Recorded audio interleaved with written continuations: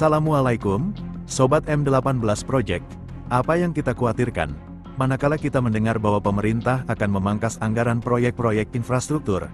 Ya, tentu yang terbayang dalam benak kita, semua khawatir pemangkasan anggaran infrastruktur ini akan memicu rasionalisasi besar-besaran di perusahaan-perusahaan konstruksi, baik BUMN maupun swasta, dan juga yang tidak kalah ngerinya bisa terjadi PHK besar-besaran pada sektor pekerja konstruksi.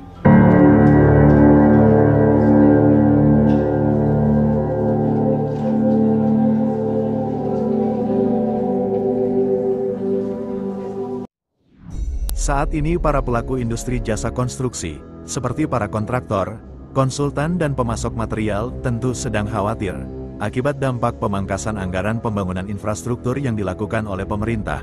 Wajar saja mereka khawatir, sebab pemangkasan anggaran infrastruktur ini akan memicu rasionalisasi besar-besaran di perusahaan-perusahaan konstruksi, baik BUMN maupun swasta seperti yang sudah disebutkan di awal video ini.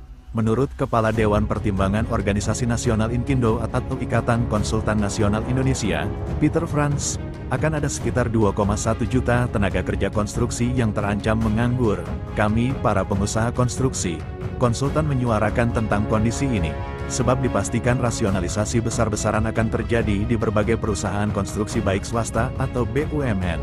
Sebab, hingga saat ini tidak ada satupun proyek yang dikerjakan, kata Peter, Sabtu, tanggal 8 Februari tahun 2025.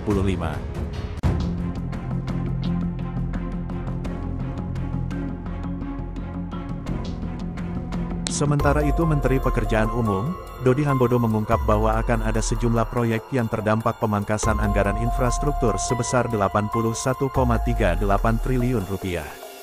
Dodi menjelaskan, pemangkasan anggaran itu sebagai bentuk implementasi dari Instruksi Presiden atau Inpres Nomor 1 Tahun 2025, tentang efisiensi belanja dalam pelaksanaan APBN dan APBD tahun 2025. Lebih lanjut, Dodi merinci setidaknya terdapat 21 proyek yang bakal tertunda.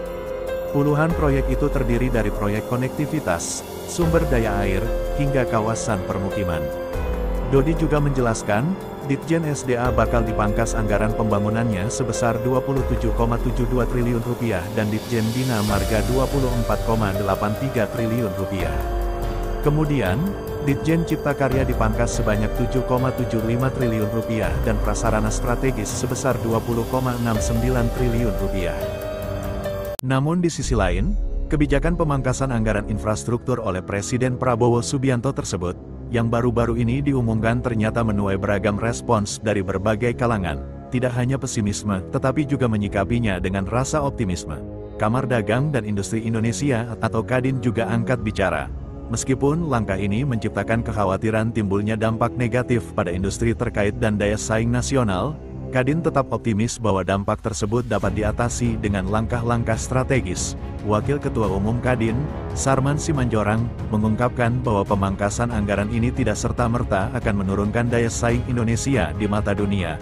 Kami melihat bahwa belum menjadi satu indikator bahwa ini pemangkasan anggaran infrastruktur akan mengurangi daya saing kita, karena boleh dikatakan bahwa pemotongan ini tak akan mengurangi postur APBN kita, ujar Sarman kepada Bisnis, Senin, tanggal 3 Februari tahun 2025.